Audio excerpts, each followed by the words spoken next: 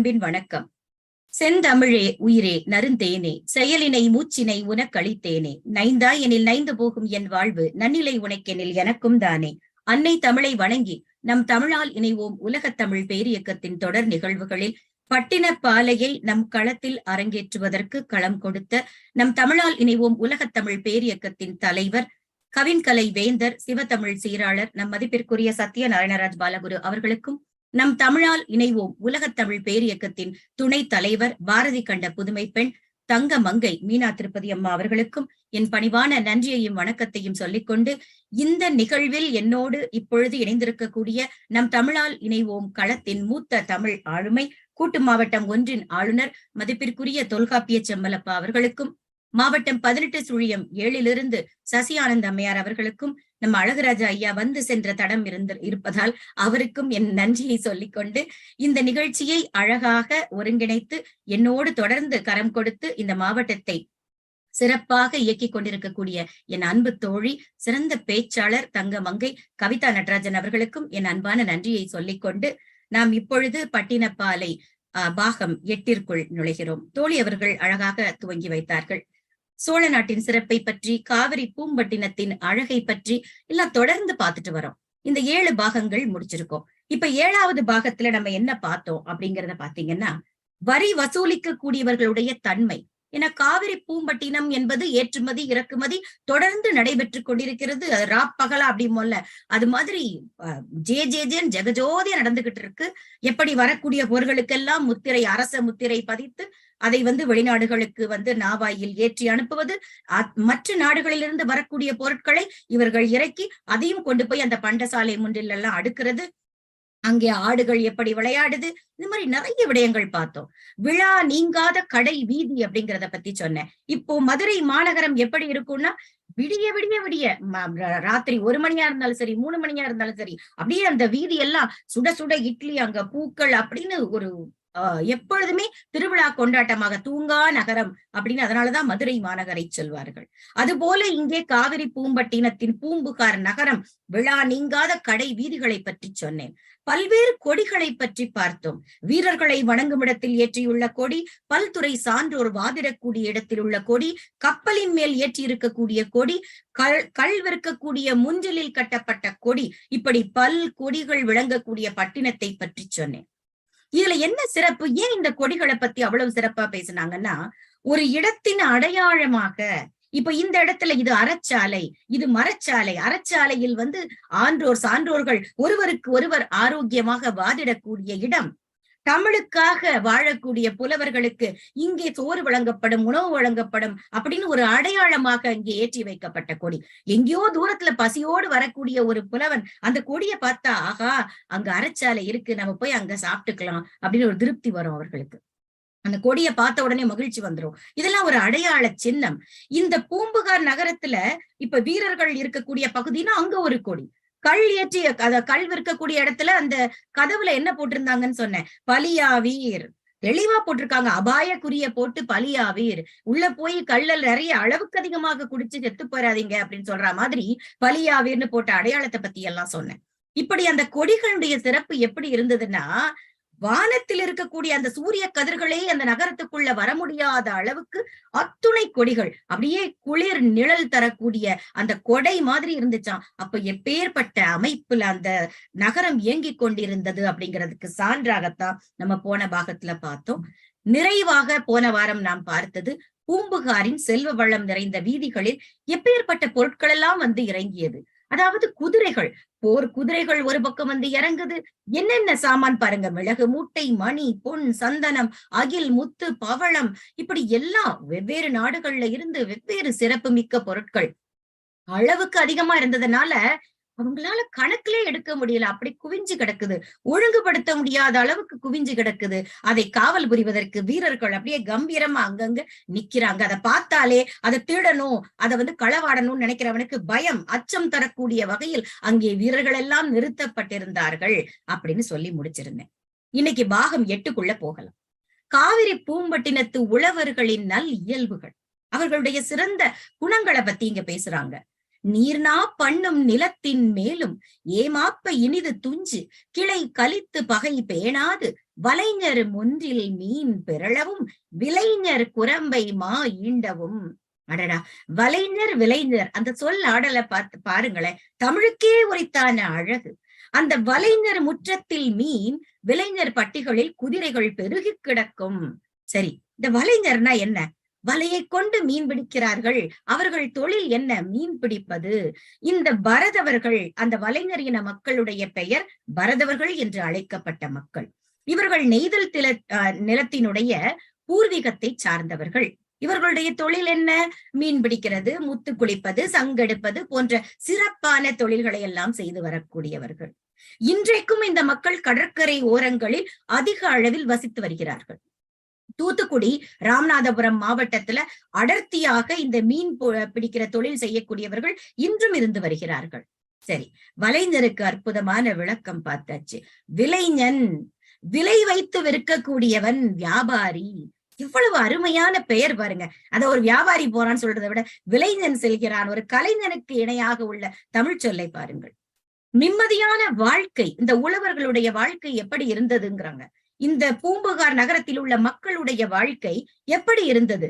நீருக்கிடையிலும் சரி, நாவாயிலும் சரி, எங்கு வேண்டுமானாலும் உறங்கலாம், நிலத்தில் எங்கு வேண்டுமானாலும் உறங்கலாம். விரும்பிய இடத்தில் எல்லாம் அந்த மக்கள் செழிப்பாக சென்று உறங்குவதோ வாழ்வதோ அப்படி ஒரு சுதந்திரமாக இருந்திருக்கிறார்கள்.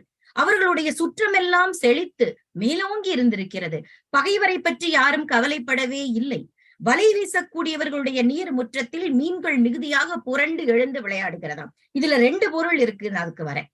குதிரை விற்கக்கூடியவர்களின் குடிசை பகுதியில், என்னடா குடிசைங்கிறீங்க, குதிரை விற்கிறாங்கிறீங்க அப்படின்னு. அப்படி அந்த குடிசை பகுதியில் கூட நிறைவாக நாவாயில் வந்து இறங்கிய குதிரைகள் எல்லாம் பெருகி வரிசையாக நிறுத்தப்பட்டிருக்கிறது. விலங்குகளும் மீன்களும் நீரின் நடுவிலும் சரி, நிலத்தின் மேலும் சரி, மகிழ்ச்சியோடு இனிமையாக துயின்று, அதாவது தூங்கி இனம் தழைக்க வாழ்ந்து கொண்டிருக்கிறதுன்னு சொல்றாங்க. நமக்கு பகைவர்கள்னு இவர்களை கருதாமல் மீன் பிடிக்கிறவங்களோட முற்றத்திலேயே அந்த மீன்கள் எல்லாம் துள்ளி பாய்ந்து விளையாடி கொண்டிருக்கிறதாம். ஊன் விற்கக்கூடியவர்கள், அதாவது இந்த இறைச்சியை யாரு? இந்த மீனை வந்து துண்டு துண்டா போட்டு விற்கிறவங்க. அவர்கள் வாசலில் அது மாதிரி விலங்குகள், ஆடு மாடு கோழி எல்லாம் இருக்கு இல்லையா, அந்த இறைச்சிகளையும் விற்கக்கூடியவர்களுடைய குடிசையின் வாயில்களில் விலங்குகள் எல்லாம் மகிழ்ச்சியாக திரண்டு விளையாடி கொண்டிருக்கிறது. ஐயோ, இவன் வாசல்ல நின்னா நம்மள போட்டுருவானே, சாப்பிட்டுருவானேன்னு பயம் எதுவுமே இல்லையா. காவிரி பூம்பட்டினத்திலே நீருக்கு நடுவிலும் நிலத்திற்கு மேலாகவும் வாழ்கின்ற மீன்களும் விலங்குகளும் தங்களுடைய இனத்தை எல்லாம் ரொம்ப சிறப்பாக பெருக்கி ஒன்றுக்கொன்று பகையில்லாமல் வாழ்ந்து வந்தது.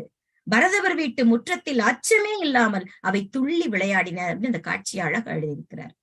இறைச்சியை விலை கூறி விற்பவரின் குடிசையில் கூட விலங்குகள் ஆனந்தமாக திரண்டு விளையாடி கொண்டிருந்ததா. அடுத்து செல்லலாம். கொலை கடிந்தும் களவு நீக்கியும் அமரர் பேணியும் ஆவுதி அருத்தியும் நல் ஆணோடு பகடு ஓம்பியும் நான்மறையோர் புகழ் பரப்பியும் பண்ணியம் அட்டியும் பசும் பதம் கொடுத்தும் புண்ணியம் முட்டா தன் நிழல் வாழ்க்கை. அவங்க வாழ்க்கை எப்படி இருந்தது, என்னவெல்லாம் செய்து வாழ்ந்தார்கள் அப்படிங்கிறத பத்தி பார்க்க போறோம். குடிமக்களுக்கு எங்கிருந்து நிம்மதி வந்தது?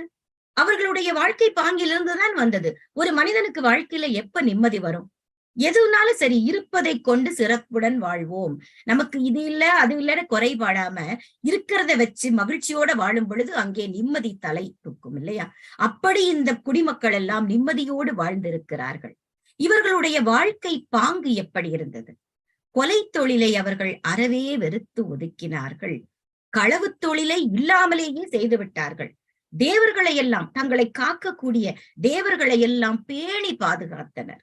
தேவர்களுக்கு உண்டான வேள்விகளை எல்லாம் அமைத்து நல்ல சிறப்பா வேள்விகள் எல்லாம் செஞ்சு, ஆகுதின்னு சொல்லுவோம் இல்லையா, வேள்விகளில் கொடுக்கப்படக்கூடிய உணவு, அதையெல்லாம் சிறப்பாக அந்த தேவர்களுக்கு உணவை ஊட்டினார்கள். அப்படின்னு பால் மாடுகள், கறவை மாடுகள் மட்டுமல்லாமல் காளை மாடுகளையும் பேணி பாதுகாத்து வளர்த்து வந்திருக்கிறார்கள்.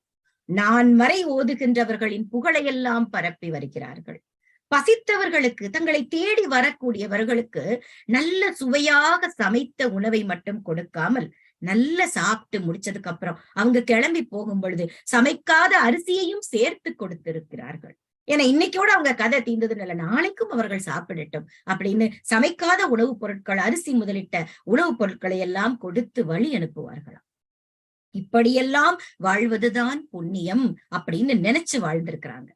இப்படிப்பட்ட வாழ்க்கையில் எந்த ஒரு முட்டுக்கட்டையோ ஒரு முட்டுப்பாடோ இல்லாமல் மற்றவர்களுக்கு ஈர நிழலை தந்து சிறப்பாக வாழ்ந்து வந்தார்கள் அப்படின்னு சொல்றாங்க. சரி, என்ன கொலை தொழில், களவு தொழில்லாம் சொல்றாங்க. மீன் பிடிப்பவர்களும் இறைச்சி விற்பவர்களும் கொலை குணத்தை அழித்து விட்டார்கள். திருடுவோரெல்லாம் அத்தொழிலிருந்து விலகி உழைத்து வாழ வேண்டும் அப்படிங்கிற ஒரு முடிவுக்கு வந்து வாழ்ந்து கொண்டிருக்கிறார்கள். உழவர்கள் எல்லாம் தேவர்களை போற்றி வேள்விகள் செய்து நல்ல பசுக்களோடு எருதுகளையும் பாதுகாத்து வளர்த்து செம்மையாக வாழ்ந்து வந்தார்கள்.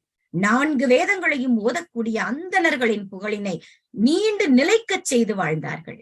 விருந்தினர்களுக்கு நான் முன்பே குறிப்பிட்டது போல உணவுப் பொருட்களை சமைத்தது மட்டுமன்றி சமைக்காத பொருட்களையும் அள்ளி வழங்கி இருக்கிறார்கள். குறைவின்றி அறச்செயல்களை செய்து வந்தார்கள். இப்படியாக ஒரு வளைந்த ஏரினை கொண்டு எப்படி உழவு செய்வார்களோ அந்த உழவு செய்யக்கூடியவர்களின் வாழ்க்கை தனக்கு பயன் தருவதாக மட்டுமல்லாமல் பிறர்க்கும் குளிர்ச்சியான நிழலாக அவர்களுடைய வாழ்க்கை அமைந்திருந்தது. அடுத்ததாக வணிகர் குடிச்சிறப்பை பற்றி பார்ப்போம். கொடும் மேழி நசை உழவர் நெடுநுகத்து பகல் போல நடுவு நின்ற நல் நெஞ்சினோர் வடு அஞ்சி வாய் மொழிந்து தமவும் பிறவும் ஒப்ப நாடி கொள்வதுவும் மிகை கொடாது கொடுப்பதுவும் குறை கொடாது பல்வண்டம் பகர்ந்து வீசும் தொல் கொண்டி துவன்று இருக்கை. அடடா, கேட்கும் போதே நல்லா இருக்கேன். கொள்வதும் கொடுப்பதும் என்ன சொல்றாங்கன்னு பார்க்கலாம். வணிகரினுடைய அறத்தை பற்றி பேசுகிறார்கள். ஒரு வணிகர் எப்படி இருக்க வேண்டும், அவர்களுடைய வியாபாரம் எப்படி இருக்க வேண்டும். உழவர்களுடைய ஏர்ல 2 மாடுகளை பூட்டி இருக்கக்கூடிய நுகத்தடின்னு சொல்லுவோம், நுகம். அந்த நுகத்தின் நடுவில் இருக்கக்கூடிய பகலாணியை போல நடுவுநிலை கொண்ட நல்ல நெஞ்சத்தோடு வணிகம் செய்ய வேண்டும், செய்தார்கள் அப்படின்னு சொல்றாங்க. தமக்கு பழி வந்து விடுமோ அப்படிங்கிற ஒரு அச்சத்தோட சொன்ன சொல் மாறாமல் வாக்கு சுத்தம் வேணும்பாங்க. ஒரு தொழிலை செய்பவனுக்கு முதல் இருக்கோ இல்லையோ முதல்ல வாக்கு சுத்தம் வேணும்யா அப்படிம்பாங்க. அந்த வாய்மையை கொண்டு தொழிலை செய்து வந்தார்கள். தாம் கொடுக்கக்கூடிய பொருளையும் அவர்கள் பிறரிடமிருந்து விலையாக வாங்கிய பொருளையும் ஒரே நிறையுடையதாக கருதினார்கள். மதிப்புக்கு அதிகமாக வாங்குவதோ மதிப்புக்கு குறைவாக பிறருக்கு கொடுப்பதோ அவர்கள் வாழ்க்கையில் இல்லவே இல்லை. திருக்குறளில் வள்ளுவனார் சொல்லியிருப்பார், நடுவு நிலைமைங்கிற அதிகாரத்துல, வாணிகம் செய்வார்க்கு வாணிகம் பேணி பிறவும் தமபோல் செய்யின்.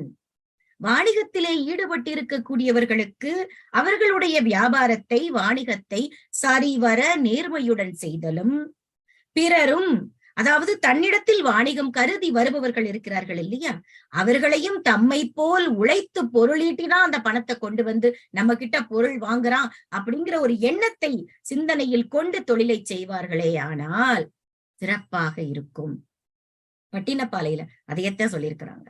கொள்வதும் மிகையாக கொள்ளாமல், அதாவது கிடைச்ச வரைக்கும் லாபம் அப்படின்னு சுருட்டிக்கணும்னு நினைக்காம, பணமோ பண்டமோ அடுத்தவர் சொத்து தானே அப்படின்னு பேராசையோடு, இல்ல இவன்ட்ட நம்ம நேக்கா பேசி வஞ்சகமா கவர்ந்துடலாம், அவனை ஏமாத்தி பறிச்சு கொள்ளலாம் அப்படியெல்லாம் நினைக்காம, தான் கொடுக்கக்கூடிய பண்டமாக நம்ம கொடுக்கும் பொழுது என்ன இதுல பால் ஒரு இது ஃபுல்லா வச்சிருக்கிறோம், நம்ம பாதிக்கு பாதி தண்ணியை கலந்துருவோம், இந்த மஞ்சப்பொடியில மண்ணை கலந்துருவோம், இந்த மாவுல அதை கலந்துருவோம், உளுந்த பருப்புல கல்ல கலந்துருவோம், அவனுக்கு என்ன தெரிய போகுது, அதே மாதிரி வண்ணத்தை அடிச்சு விட்டுருவோம். அந்த மாதிரி எல்லாம் நினைக்காமல் பணமோ பண்டமோ குறைவின்றி நிறைவான மனத்தோடு கொடுப்பதுதான் நல்ல நடுவாண்மை மிக்க வாணிகருக்கு அழகு அப்படின்னு சொல்றாங்க. வாணிகம் செய்யக்கூடியவர்கள் தங்களுடைய வாணிகத்தில் நடுவு நிலைமையோடு கொண்ட பொருளுக்கும் அல்லது பணத்துக்கும் நிறைவான அளவில், நம்ம ஒரு 10 ரூபா கொடுத்து ஒரு பொருள் வாங்குறோம்னா அதுல 1000 விஷயம் நல்லா இருக்கணும்னு பார்ப்போம் இல்லையா. அதே மாதிரி தானே நம்ம ஒரு பொருளை இன்னொருத்தவங்களுக்கு விற்கும் பொழுது அதையத்தானே அவனும் எதிர்பார்ப்பான். பொதுவாக ஒரு சொல்லாடல் சொல்லுவாங்க, பிறர் உனக்கு என்ன செய்ய வேண்டும் என்று நினைக்கிறாயோ நீ அதை அவருக்கு செய், அவ்வளவுதான். அவங்க உன்னிடம் அன்பாக இருக்க வேண்டுமா, அன்பாக நடந்து கொள். கருணையோடு நடக்க வேண்டுமா, நீயும் கருணையோடு, நீ என்ன செய்யறியோ அதைத்தான் திருப்பி கிடைக்கும் அப்படின்னு சொல்லுவாங்க. அது போல நிறைவான நேர்மையோடு மாற்று பண்டமோ பணமோ கொடுத்து விடுதல் தான் செய்து விட வேண்டும்னு வள்ளுவமும் சொல்கிறது. அதையே இங்கு பட்டினப்பாலையில் நம் புலவரும் சொல்கிறார். நுகத்தாணி, அதாவது என்ன சொல்றாங்க இந்த இடத்துல, மாடுகள் 2 கலப்பை, இந்த மூன்றுக்கும் நடுவாக எப்படி ஒரு நுகத்தாணி இருக்குமோ அதுபோல மொத்த வாணிகர், சிறு வாணிகர், கொள்வோர், ஒரு பொருளை பயனடையக்கூடிய கொள்வோர், இவர்கள் மூவருக்கும் நடுநிலையாக லாப எண்ணம் இருக்க வேண்டும். எப்படி அழகா சொல்லியிருக்காங்க பாருங்க. பெறுவதை அதிகம் பெறாமல், அதுதான் கொள்வதும் கொடுப்பதும், பெறுவதை அதிகம் பெறாமலும் கொடுப்பதை குறைத்து கொடுக்காமலும் நடுநிலைமையோடு வாணிகம் செய்வதைத்தான் வள்ளுவன் பிறவும் தமபோல் செய்யும் என கூறியிருக்கிறார். ஆகவே லாபம் பெறுவோர், அதாவது வியாபாரம் செய்வோர், பொருட்களுக்கான பணத்தை கூடுதலாக வாங்கி தான் கொடுக்கக்கூடியதை குறைத்து தரம் குறைந்த பொருட்களை கொடுக்காமல் நடுவு நிலைமையோடு இருந்து அந்த லாபத்தை நேர்மையாக பெற வேண்டும். அப்படித்தான் இந்த பூம்புகாரில் வாழ்ந்திருக்கிறார்கள் அப்படின்னு அற்புதமாக சொல்லி இருக்கிறார்கள். அடுத்ததாக நம்ம பார்க்க போறது பன்னாட்டினரும் இனிது உரையக்கூடிய புகார். பல்வேறு நாடுகள், இங்கே இயற்கையாகவே ஏற்றுமதி இறக்குமதி தினமும் விழா மாதிரி நடந்துகிட்டு இருக்கு, நமக்கு தெரியும். நாவாய்கள்ல பண்டம் மட்டுமா இறங்குது, பல நாடுகளில் இருந்தும் இங்கே வாழ மனிதர்கள் இறங்குகிறார்கள். புகார் நகரத்தை இதுவரைக்கும் நம்ம புறப்பொருள் சார்ந்து பார்த்துட்டே வந்துட்டு இருக்கோம். அந்த நாட்டினுடைய வீரம், அங்க இருக்கக்கூடிய மக்கள், வாழ்க்கை முறை, நாட்டினுடைய அழகு, செழிப்பு, மன்னனுடைய திறம், இதெல்லாம் பார்த்துட்டே வந்தோம் இல்லையா? இங்கே அகத்திணையாக மாறுகிறது. தொல் கொண்டி துவன்று இருக்கை பல் ஆயமொடு பதி பழகி வேறு வேறு உயர்ந்த முதுவாய் ஒக்கல் சாறு அயர் மூதூர் சென்று தொக்காங்கு மொழி பல பெருகிய பழி தீர் தேயத்து புலம்பெயர் மாக்கள் கலந்து இனிது உரையும் முட்டாச் சிறப்பின் பட்டினம். வேறு வேறு மொழி பேசக்கூடிய மக்கள் எல்லாம் இங்கே எப்படி கலந்து உறவாடி ஒரு குடும்பமாக இந்த காவிரி பூம்பட்டினத்தில் மகிழ்ச்சியோடு வாழ்ந்தார்கள்னு பேசுறாங்க. தொல்கொண்டி என்பது மூதாதையரிடமிருந்து பெற்ற செல்வம், தொன்மையான சொல்லுவோம் இல்லையா, நம்ம தொல்காப்பியம் சொல்ற மாதிரி மூதாதையரிடமிருந்து பெற்ற செல்வம். இந்த செல்வத்தை பெற்று வாழக்கூடிய இவர்கள் நம்ம சொல்லுவோம்ல, ஒரு பேச்சு வழக்குல ஒண்ணு மண்ணா இருக்கிறாங்கப்பா அந்த ஊர்ல, ஒருத்தருக்கு ஒருத்தர் விட்டு கொடுக்காம இருக்காங்க ஐயா அப்படின்னு சொல்லுவாங்க. அப்படி ஒன்றாக பழகி வாழ்ந்து வருகிறார்கள். அவர்களுடைய செல்வ நிலையில் வெவ்வேறு உயர்வுகள் இருந்தாலும் சரி, அதை பற்றி எந்த பாகுபாடோ வேறுபாடோ அவர்களிடத்தில் இல்லை. இப்படிப்பட்டவர்கள் விழா கொண்டாடக்கூடிய ஊருக்கு முதுவாய் ஒக்கல் என்று போற்றப்படக்கூடிய புலவர், பாணர், கூத்தர், அப்படிப்பட்டவர்கள் எல்லாம் வந்து கூடி இருந்து பாடி மகிழ்ந்து பரிசில்களை எல்லாம் வாங்கியும் செல்கிறார்கள். புகார் நகரத்தில் வெவ்வேறு மொழிகளை பேசக்கூடிய மக்கள் வந்து சென்று தங்கி இப்படி நடந்து கொண்டே இருக்கிறது. பல மொழி பேசக்கூடியவர்களில் குற்றமற்றவர்கள் அங்கு கவனிக்கணும். சும்மா வந்து போறவன் எல்லாம் திருடனோ கொள்ளையடிக்கிறவனோ என்னென்ன தீவிரவாதம் அப்படி எதுவுமே சொல்லப்படவில்லை. குற்றமற்றவர்கள் இந்த புகார் மக்களோடு கலந்து இனிமையாக தடையின்றி பழகி மகிழ்ச்சியாக வாழ்ந்து வந்தனர் சொல்றாங்க. இந்த முதுவாய் ஒக்கல் அப்படிங்கிற இந்த சொல்லாடல் புறநானூறு 237வது பாடல்ல சொல்லியிருப்பாங்க. அழையர் தாமை ஆறுக எண்ணா அரணில் கூற்றம் திறனின்று துணிய ஊழின் உறுப்ப எருக்கிய மகளிர் வாழை பூவின் வளைமுறி சிதற முதுவாய் ஒக்கல் பரிசிலர் இறங்க கள்ளி போகிய களரியம் பரந்தலை வெள்வேல் விடலை சென்று மாய்ந்தனனே ஆங்கு அது நோயின்றாக ஒங்கு வரை பொலிபார்த்து ஒற்றிய களிற்று இறை பிழைப்பின் எலிபார்த்து ஒற்றாதாக இந்த பாடல் போய்கிட்டே இருக்கு. சரி, இந்த பாடல்ல என்னதான் சொல்றாங்கன்னு பார்த்தேன். புலவர் பெருஞ்சித்திரனார் அவர்கள் வெளிமானை பாடி பரிசில் எல்லாம் பெற்றவரா. அவர் ஒரு சந்தர்ப்பத்தில் பரிசு வாங்கி போய்விட்டு மறுபடி அவர் திரும்பி வருகையில் வெளிமான் மாண்டு போய்விடுகிறான். இந்த செய்தியை கேட்டதும் அவர் அப்படியே துடிச்சு போயிடுறார். அவர் தன்னுடைய பாடல்ல சொல்றாரு, கூற்றுவனை பத்தி பேசுகிறார். அவன் ஒரு நியாய தர்மம் இல்லாம கூட்டு போயிட்டாயா, கொஞ்சம் கூட அவன் எவ்வளவு நல்ல மனுஷன், அவனை போய் கூட்ட, அவனுக்கு இப்படி ஒரு நிலைமை வந்திருக்க வேண்டாமாங்க மக்கள். அதைத்தான் இந்த புலவர் இங்கே, இவர் அறநெறியாளர், இவர் இரக்கம் கொள்ளத்தக்கவர்லாம் பார்க்காம உயிரை எடுத்துக்கொள்ளக்கூடிய கூற்றுவன் கோடை நிழல் போல அந்த வள்ளலின் உயிரை பிரித்து அவனுடைய ஊழ்வினைப்படி எடுத்துட்டு போயிட்டான். அவனுடைய மனைவிமார்கள் எல்லாம் நெஞ்சில் அடித்துக் கொண்டு அழுகிறார்கள். அவர்கள் கையில் இருந்த வளையல்கள் எல்லாம் உடைந்து வாழை சிதறி கிடப்பது போல கிடக்குதாமா. வெற்றிவேலை உடைய அந்த விடலை வீர பெருமகன் கள்ளியும் களரியும் மண்டி கிடக்கக்கூடிய அந்த காட்டில் மாண்டு போய்விட்டார். அந்த புலவர் சுற்றம் யாரு? இந்த பாணர், இதெல்லாம் சொன்னேன் இல்லையா, முதுவாய் ஒக்கல், அவர்கள் எல்லாம் வருந்தி கொண்டிருக்கிறார்கள். இனிமே நமக்கு யாரு பரிசில் தருவா? நம்மளுடைய வாழ்க்கையெல்லாம் தரத்தை உயர்த்தி கொண்டிருந்த இவன் போய்விட்டானே, இறங்கி வருந்தும் சுற்றம் துன்பம் நீங்குவதாகன்னு பாடுறாரு. நெஞ்சமே கலங்காதே, துணிவுடன் எழுக அப்படின்னு சொல்லி இவனை போல் வேறு மன்னர்களும் வருவார்கள் அப்படிங்கிற அர்த்தத்துல இந்த பாடல் அமைக்கப்பட்டிருக்கும். இந்த இந்த பகுதியினுடைய நிறைவாக பல நாடுகளுக்கும் சென்று, இந்த நாவாய் வழியாக நம்ம சொன்னோம் இல்லையா, பல வகை மக்கள் கூட்டத்தினரோடு பழகி வேறு வேறான துறைகளில் சிறந்து விளங்குகின்ற பெரிய அறிவு, பேரறிவு. நம்ம பார்த்தோம் அறச்சாலையில எப்படி ஆண்டோர் சான்றோர் எல்லாம் ஒருத்தருக்கு ஒருத்தர் விவாதம் செய்வாங்க.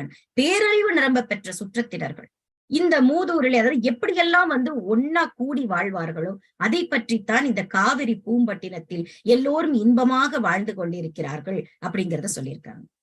அடுத்ததாக நாம் பார்க்க இருப்பது வாரேன் வாழிய நெஞ்சே. உள்ள வரம் அகத்தினைக்குள்ள கொஞ்சம் கொஞ்சம். முட்டா சிறப்பின் பட்டினம் பெரினும் வார் இருங்கூந்தல் வயங்கிழை ஒழிய வாரேன் வாழிய நெஞ்சே.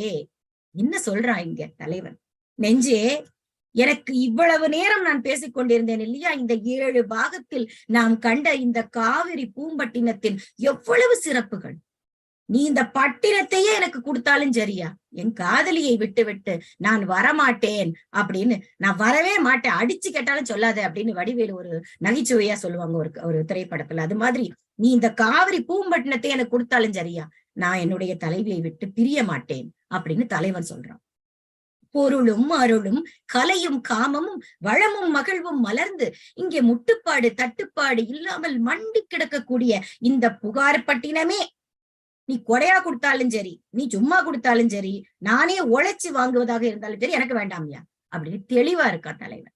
நெஞ்சே, நான் சொல்வதை கேள். நீண்ட கூந்தலை உடைய என் தலைவி இந்த பெண், அவளை விட்டு தனியே விட்டு பொருள் தேட நான் ஒரு காலம் வரமாட்டேன். பொருளையும் இவளையும் நினைக்கக்கூடிய என் நெஞ்சே நீ வாழ்க அப்படின்னு சொல்றான். அதாவது இந்த காவிரி பூம்பட்டினத்தினுடைய சிறப்பை பற்றி பேசும் பொழுது தலைவியினுடைய இயற்கை அழகான வாரிரும் கூந்தல் என்றும், செயற்கை அழகை வயங்கு இழை அவள் அணிந்திருக்கக்கூடிய அந்த அணிகலன்களை பத்தி எல்லாம், இயற்கை அழகையும் செயற்கை அழகையும் ஒருங்கே பெற்றிருக்கக்கூடிய என் தலைவியை பிரிந்து நான் வரமாட்டேன் அப்படின்னு சொல்றாங்க. இந்த பட்டினப்பாலை சொல்லக்கூடிய இந்த பாலை திணையின் உரிப்பொருளை உணர்த்தக்கூடிய பகுதிதான் இது. உரிப்பொருள்னா என்ன? பிரிதலும் பிரிதலுக்கான காரணமும். சரி, பிரிய மாட்டேன் என்று தலைவன் கூறுவது பாலை திணைக்குள்ள எப்படி வரும் அப்படின்னு சொல்லி நமக்கு ஒரு கேள்வி வரலாம். மனசுக்கு சொல்றானா பிரிய மாட்டேன் அப்படின்னு சொன்னாலும் தலைவியிடம் சொல்வதற்கான காரணங்களை எல்லாம் சரியாக விளக்கி அதுக்காக வீட்டிலே இருந்துட முடியுமா ஐயா அப்படின்னு கேள்வி எல்லாம் வரும் நமக்கு. பிறகு அவன் செல்வான் என்பது ஒரு தனிக்கதை. குறுந்தொகையில் பொங்குதேர் வாழ்க்கை அஞ்சரை தும்பி காமம் செப்பாது கண்டது மொழிமோ பயிலியது கெழிய நட்பின் மயிலியல் சிறிய சரிவை கூந்தலின் நரியவும் உழவோ நீ அறியும் பூவேன்னு எல்லாருக்கும் தெரிஞ்சிருக்குமே. நம்ம திருவிளையாடலில் இந்த குறுந்தொகை பாடலைத்தான் இறையனார் இயற்றிய இந்த குறுந்தொகை பாடல் தான் 2ஆம் பாடல். இது அந்த திருவிளையாடல் திரைப்படத்தால் ரொம்ப அதீதமாக புகழ் பெற்றது. இறைவனே எழுதியதால் இது இறையனார் எழுதியதாக நம்பப்படுகிறது.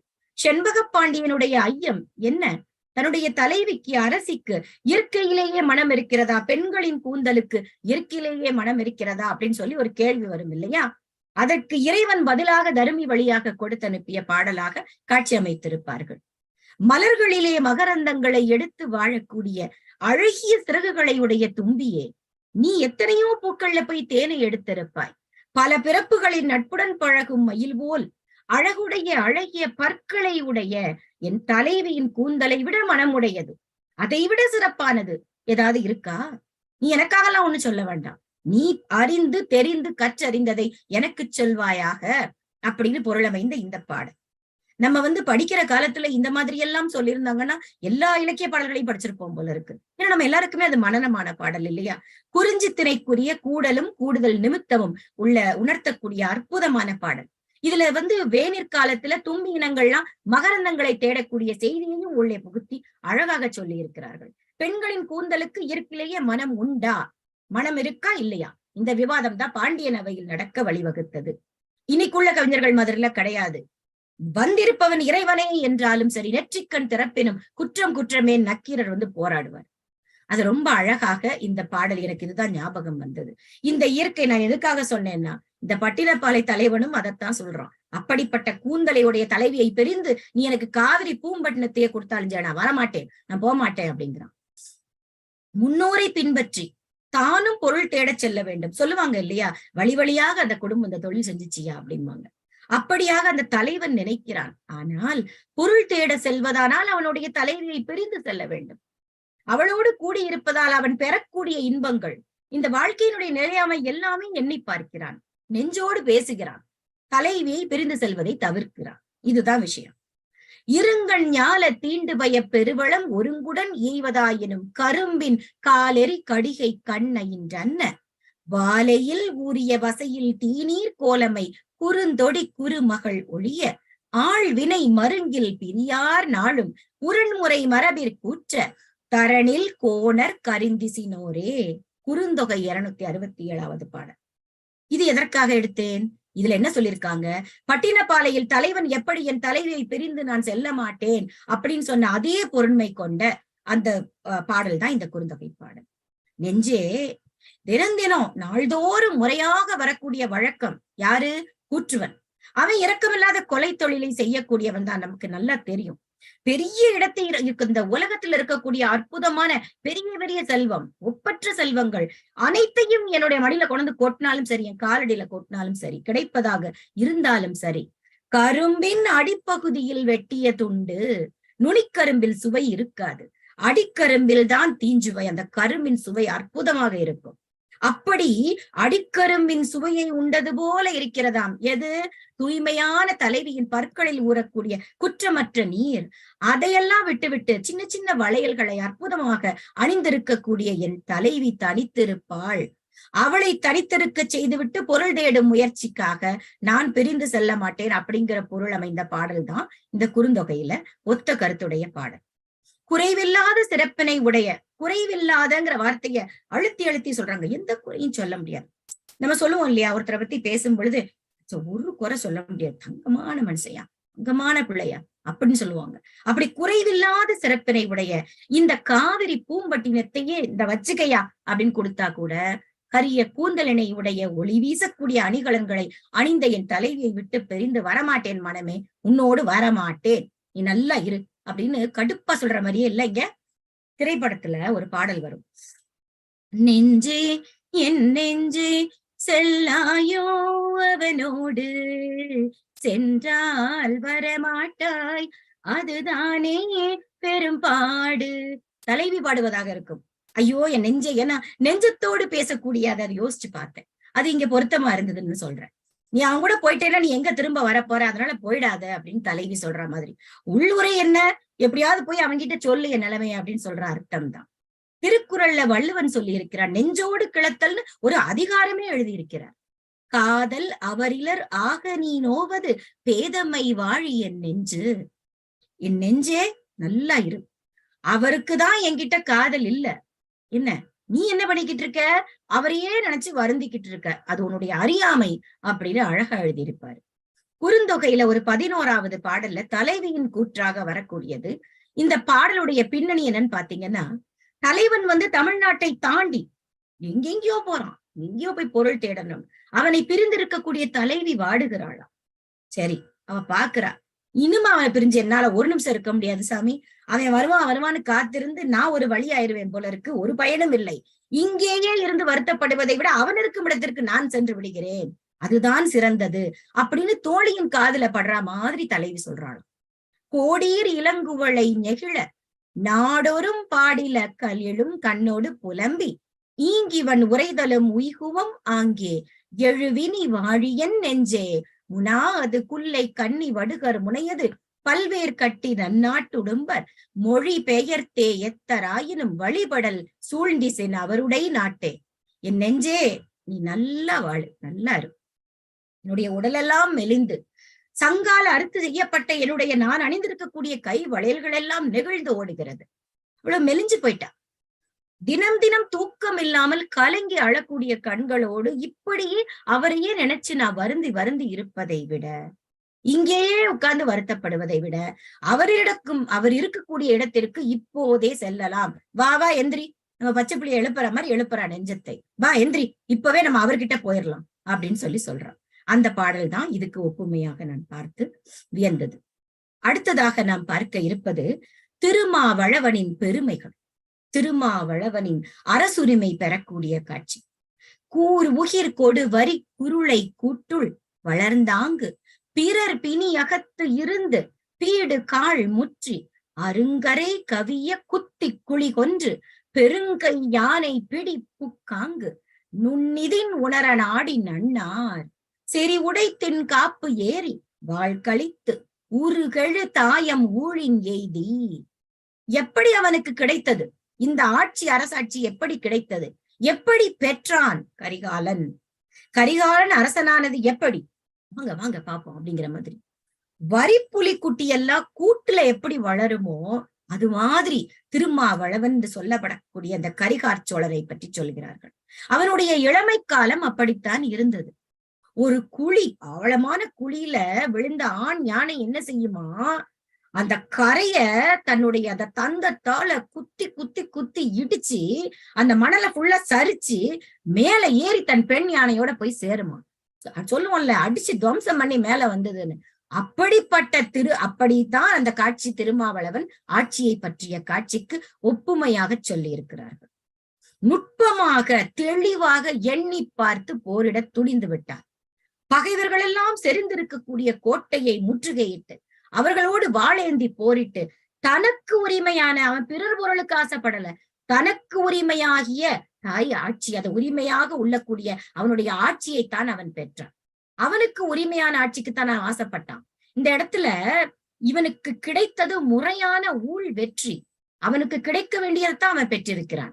சரி, என்ன இதுக்கு சொல்லலான்னு பார்த்தா, கூர்மையான நகங்களை உடைய, வளைந்த வரிகளை உடைய புலிக்குட்டி ஒரு கூட்டுக்குள்ள அடைப்பட்டு வளர்ந்தா எப்படி இருக்கும்? மன வலிமை அதுக்கு ஏறிக்கிட்டே இருக்கும் இல்லையா? அப்படி முதிர்ந்து அது ஏறுதற்கு அரிய கரையினை இடித்த தந்தத்தை வச்சு குத்தி கிழிக்கும் யானைன்னு சொன்னமே. இந்த ரெண்டு ஒப்புமையும் சொல்லி அதாவது பெரிய தும்பிக்கை உடைய யானை களிறு, அந்த ஆண் யானையை களிறுன்னு சொல்லுவோம் இல்லையா? அந்த ஆண் யானை எப்படி அந்த அந்த பள்ளத்துல விழுந்ததை இடிச்சு சமதளமாக்குது. புரியுதா உங்களுக்கு நான் சொல்றது? அப்படியே குத்தி குத்தி சரிச்சு அது மேல ஏறி மேல போய் தன்னுடைய பெண் பிடி, அதாவது பெண் யானையிடம் போய் சேருவது போல தன்னுடைய நுட்பமான கூர்மையான அறிவின்படி ஆராய்ந்து பகைவர்களுக்கு எதிராக இவரை சிறையில் அடைச்சிட்டாங்க. அது என்ன கதைன்னு இப்ப சொல்றேன். சிறையில் அடைத்திருந்தாலும் மதிலின் மீது ஏறி தன்னுடைய வாளை உரையிலிருந்து உருவி இவரை யாரெல்லாம் இவனுக்கு கெடுதல் பண்ணி அடைச்சு வச்சாங்களோ அவர்களுக்கெல்லாம் அச்சம் தரக்கூடிய வகையில் தனக்குரிய ஆட்சி உரிமையை சேர வேண்டியதை முறையாக பெற்றவன் நம் கரிகாலன். இந்த கரிகாலனை பத்தி பார்க்கலாம். திருச்சிக்கு அருகாமையில் இருக்கக்கூடிய உறையூரை தலைநகராக கொண்டு ஆட்சி செய்தவர். இவருடைய ஆட்சி காலத்துலதான் இந்த காவிரி பூம்பட்டினத்துல துறைமுக நகரமாக மாற்றப்பட்டது. இவ்வளவு சிறப்பாக இங்கே நடந்து கொண்டிருக்கிறது. ஏற்றுமதி இறக்குமதி எல்லாம் பார்த்தோம். உழவு தொழிலையும் ஊக்குவித்து பல நீர்ப்பாசன திட்டங்களை இவன் ஏற்படுத்தி இருக்கிறான். உழவு தொழிலை ஊக்குவித்தது மட்டுமல்லாமல் கைத்தொழில் புரியக்கூடியவர்களையும் ஆதரித்து அவர்களையும் சிறப்பாக அவர்களுடைய வாழ்வியல் தரத்தையும் உயர்த்தி இருக்கிறான். நடனக்கலையை போற்றி இருக்கிறான். இந்த கரிகாலனின் ஆட்சி காலத்துல கிராம பொருளாதாரம் நகர பொருளாதாரமாக சிறப்பாக வலுப்பெற்றிருக்கிறது. சுருக்கமா சொல்லணும்னா, தொலைநோக்கு பார்வையுடன் சிந்தித்து சோழர்களுடைய காலத்தை ஒப்பற்ற ஒரு அரசு ஆட்சி காலமாக மாற்றியிருக்கிறார். இவனுடைய தந்தை யாரு? இளஞ்சேட்சென்னி உறையூரை தலைநகராக கொண்ட ஆண்டவர். அவர் சின்ன வயசுல அந்த தந்தை ஆணம் என்னடா புலி என்னென்னமோ சொல்றாங்களே, சின்ன வயசுல என்ன நடந்திருக்குன்னு பார்ப்போம். இவருடைய அரசினை இழந்து இவருடைய மாமன் இரும்பிடர் தலையார் அப்படிங்கிறவருடைய பாதுகாப்புலதான் மறைந்து வாழ்ந்திருக்கிறான் அப்படின்னு சொல்றாங்க. இளமை காலத்திலேயே இவனுடைய உறவினர்கள் எல்லாம், இப்பவும் அப்படித்தாங்க நடக்குது. உறவினர்கள் சில பேர் தான் நமக்கு உண்மையா இருக்காங்க, சில பேர் சொத்து பிரச்சனை, எத்தனை செய்தி பாக்குறோம் நம்ம. இந்த உறவினர்கள் என்ன பண்ணிருக்காங்க, கரிகாலனை சிறையில போட்டு நெருப்பு வச்சாச்சு, எங்க தப்பிச்சிருவானோ அப்படின்னு. அதிலிருந்து தப்பி ஓடி அப்பதான் அவனுக்கு அந்த கால் கரிஞ்சு போனதுனால கரிகாலுக்கு சொந்தக்காரன் கரிகாலன் என்று அழைக்கப்பட்டான். இந்த கரிகாலன் அப்படிங்கிற பெயரை பிரித்து, கரினா யானையும் பொருள் வரும், இந்த யானைகளுக்கு காலன் அப்படின்னும், அப்புறம் கலிகாலன் அப்படின்னு பல்வேறு பொருட்கள் பல இடங்கள்ல சொன்னாலும் சரியான பொருள் கரிந்த காலினை உடையவன் என்பதே இதற்கு சரியான பொருள். காய்ச்சின மெய்ப்பிற பெரும் பெயர் கரிகால் கலிகொள் சுற்றமொடு கரிகால் காண இப்படின்னு அகநானூற்று பாடல் வரிகள்ல அந்த கரிகாலன் அப்படின்னு விகுதியை சேர்க்காமல் கரிகால் அப்படின்னு குறிப்பிட்டிருக்காங்க. கரிகாலன் தன்னுடைய தாய் வயிற்றில் இருக்கும் பொழுதே அவனுடைய தந்தை இறந்து விடுகிறார். பிறக்கும் முன்பே அரசுரிமையை பெற்றவன் இவன். அப்படிங்கிறதுனாலதான் தாய் வயிற்றிலிருந்து தாயம் எய்தி அப்படிங்கிற பொன்னராற்று படையிலையும் குறிப்பிட்டிருக்காங்க. இந்த கரிகாலனுக்கு பல குழந்தைகள் இருந்ததாகவும், அதாவது அவர்கள் அங்குமெங்கும் ஓடி ஆடி சிறப்பாக இருந்தார்கள்னு பட்டினப்பாலையில இருக்கக்கூடிய பின்னாடி வரக்கூடிய வரிகள் எல்லாம் சொல்லியிருக்காங்க. இந்த பட்டினப்பாலையின் பாட்டுடை தலைவன் இவனே. இந்த சேர மன்னன் ஆட்டன் அத்தியின் மனைவி ஆதிமந்தி கரிகாலனுடைய மகள் அப்படின்னு இளங்கோவடிகளும் குறிப்பிட்டிருக்கிறார். இப்படி சிறப்பான இந்த கரிகாலன் ஒரு மன்னன், நாடாளக்கூடிய மன்னன் எப்படி இருக்க வேண்டும், அவன் எப்படி இருந்தால் அந்த நாடு சிறப்பாக இருக்கும், பல நாட்டிலிருந்து வரக்கூடியவர்கள் எல்லாம் இந்த நாட்டிற்கு எப்படி வந்து சிறப்பாக வாழ்ந்தார்கள் அப்படின்னு சொல்லி தொடர்ந்து இந்த காவிரி பூம்பட்டினத்தை பற்றி தெரிந்து கொண்டோம். இதை ஆளக்கூடிய ஆண்ட சிறப்பாக சொன்னாங்க இல்லையா, கிராம இதை நகர இதா எப்படியெல்லாம் மாத்தினாரு, எப்படியெல்லாம் நடத்தி கொண்டிருந்தான். இனிமேல் வரக்கூடிய வரிகளில் அவருடைய திருமாவளவனுடைய போர்த்திறன் பற்றியெல்லாம் நாம் பார்க்க போகிறோம். அது ஒரு கொஞ்சம் பெரிய அத்தியாயம் என்பதால் நான் இத்தோடு நிறுத்திக் கொள்கிறேன். இதுவரை இந்த காவிரி பூம்பட்டினத்தின் சிறப்பினை தாண்டி இங்கு இருக்கக்கூடிய கரிகாலனுடைய சிறப்பையும் உங்களுக்கு சொல்லி மகிழ்ந்ததில் பெருமை கொள்கிறேன் என்று சொல்லி, எனக்கு இந்த அரிய வாய்ப்பினை தந்த நம் களத்தின் நிறுவனர் கவின்கலை வேந்தர் சிவத்தமிழ் சீராளர் சத்யநாராயணராஜ் பாலகுரு அவர்களுக்கும், நம் துணை தலைவர் பாரதி கண்ட புதுமை பெண் தங்க மங்கை மீனா திருப்பதி அம்மா அவர்களுக்கும் என்னுடைய பணிவான வணக்கத்தினையும் நன்றியையும் சொல்லிக்கொண்டு, இந்த இணைப்பில் என்னோடு இணைந்திருக்கக்கூடிய மூத்த தமிழ் ஆளுமைகள், நம் கூட்டு மாவட்டம் 1 ஆளுநர் மதிப்பிற்குரிய தொல்காப்பிய செம்மல் ஐயா அவர்களுக்கும், மாவட்டம் 18/8 ஆளுநர் அகநானூற்று சுடர் மதிப்புறு முனைவர் சுப்பிரமணியம் ஐயா அவர்களுக்கும், மற்றும் மாவட்டம் 18/12 ஆளுநர் சொல்லின் செல்வி இறைஞானம் பெற்ற முத்துஞானம் தோழமை அவர்களுக்கும், எங்கள் மாவட்டம் எங்கள் அம்மா அப்படின்னு சொல்ற மாதிரி 18/7 புன்னகை அரசியார் சசியானந்த அம்மையார் அவர்களுக்கும், இந்த நிகழ்ச்சியை என்னோடு கரம் கோர்த்து அருமையாக ஒருங்கிணைத்து தொடுத்து கொடுக்கும் அன்பு தோழமை மாவட்டம் 18/7 ஆளுநர் தங்க மங்கை கவிதா நடராஜன் அவர்களுக்கும் என் பணிவான நன்றியை சொல்லி, பாகம் 8 பட்டினப்பாலை இனிதே நிறைவு பெறுகிறது. அடுத்த பாகத்தில் மீண்டும் உங்களை சந்திக்கிறேன். நன்றி, வணக்கம்.